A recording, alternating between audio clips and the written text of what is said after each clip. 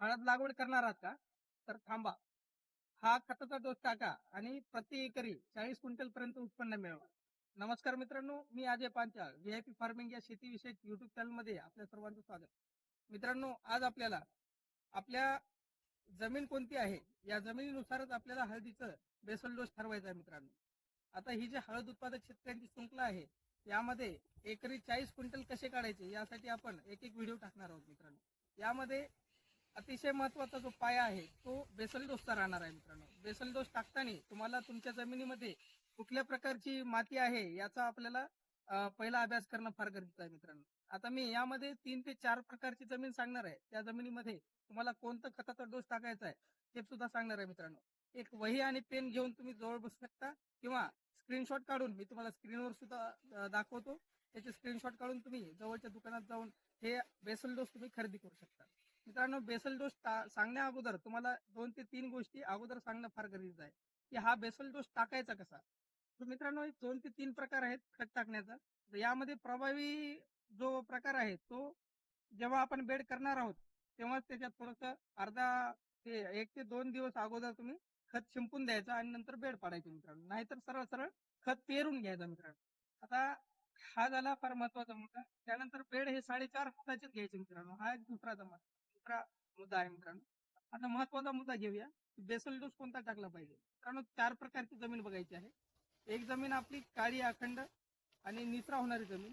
दुसरी घ्यायची जमीन काळीच आहे पण चिकट प्रकारची आहे, त्यामधून निचरा होत नाही अशा प्रकारची जमीन. 3 नंबरची घ्यायची चुनखडीयुक्त जमीन आणि 4 नंबरची घ्यायची मुरमाड आणि रेताड जमीन घ्यायची मित्रांनो. या 4 प्रकारच्या जमिनीमध्ये खत कोणता टाकायचा वेगवेगळ्या प्रकारचं आपलं हे नियोजन राहणार आहे. आता व्हिडिओ शेवटपर्यंत पाहिलं तरच तुम्हाला या गोष्टी समजतील मित्रांनो. आता यामध्ये सगळ्यात पहिलं बघू आपण की चांगल्या जमिनीसाठी ज्यामध्ये निचराला एकदम नंबर 1 होते अशा जमिनीसाठी कसदार काळ्या जमिनीसाठी कोणता खत वापरायचा. यामध्ये सिंगल सुपर फॉस्फेट प्रति एकरी 2 पोते वापरायचे मित्रांनो. जमीन चांगली जरी असली तरीही माती भुसभुशीत राहण्यासाठी तुम्हाला हे सिंगल सुपर फॉस्फेट 2 पोते वापरण्यात आहे. त्यासोबत तुम्हाला निमोळी घ्यायची आहे मित्रांनो. निमोळी पेंड चांगल्या क्वालिटीचं घ्या. कोरोमंडलचं वगैरे भेटलं तर फार चांगलं किंवा दुकानदाराच्या भरोश्यावर घ्या. दुकानदार हमी द्यावं की ही निंबुळी पेंड चांगली आहे असे 2 पोते घ्यायचे मित्रांनो. त्यामुळे कीड वगैरे कुठल्याही प्रकारची तुम्हाला हळदीला बेण्याला लागणार नाही मित्रांनो. आता यानंतर अजून एक आहे फार महत्वाचं. यामध्ये तुम्हाला फरटेरा वापरायचा मित्रांनो. फरटेराचं थोडंसं लक्षात घ्या की ज्या शेतकऱ्यांनी गांडूळ खत वगैरे टाकलंय त्या शेतकऱ्यांनी फरटेरा टाकायचं नाही. फरटेरा म्हणजे कीटकनाशक बॅग थोडक्यात कोणती घ्या. कार्ट ऑफ हायड्रोक्लोराईड घ्या किंवा एखाद्या कोरॅजनचं घटक असलेलं 4% मध्ये क्लोरॅन्ट्रोनिलिप्रोल जे येते ते सुद्धा तुम्ही घेऊ शकता. यामध्ये एवढंच लक्षात ठेवा फरटेरा कधी टाकायचा. शेणखत जर कुजलेलं टाकलं असेल किंवा गांडूळ खत टाकलं असेल तर फरटेरा टाकायचा नाही. नाहीतर फरटेरा तुम्ही 1 पोतं टाकू शकता. म्हणजे 4 ते 5 किलो तुम्ही कीटकनाशक टाकू शकता मित्रांनो. आता यामध्ये अजून 2-3 गोष्टी ऍड करायच्यात आपल्याला. त्यामध्ये बायो पॉवर प्लस म्हणून मार्सिन क्रॉप केअरचं तुम्हाला एक अतिशय उत्तम सुधारक भेटणार आहे मित्रांनो.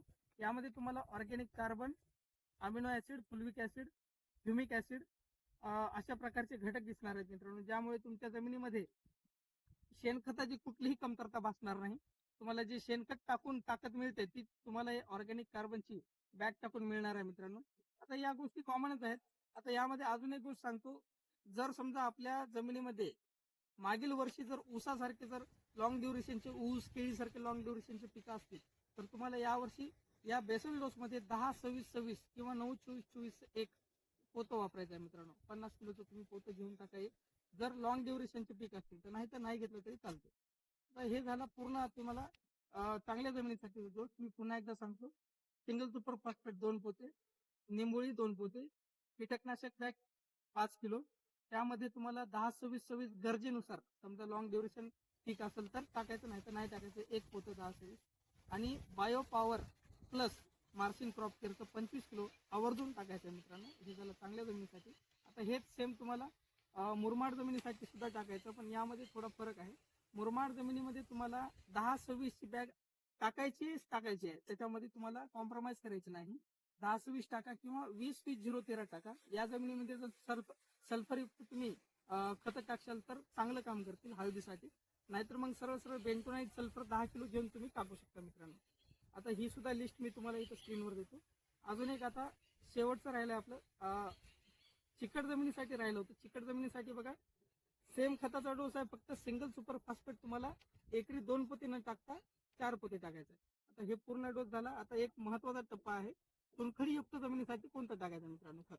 चुनखडीयुक्त जमिनीसाठी तुम्हाला सिंगल सुपर फॉस्फेट टाकायचं नाहीये, ते फार घातक असते चुनखडीयुक्त जमिनीसाठी. त्या ठिकाणी तुम्हाला डीएपीचा वापर करायचा आहे किंवा 14-35-14चा वापर करायचा आहे. जर ते बी नाही भेटलं तर 9-24-24 प्रति एकरी 3 पोते टाकायचं मित्रांनो.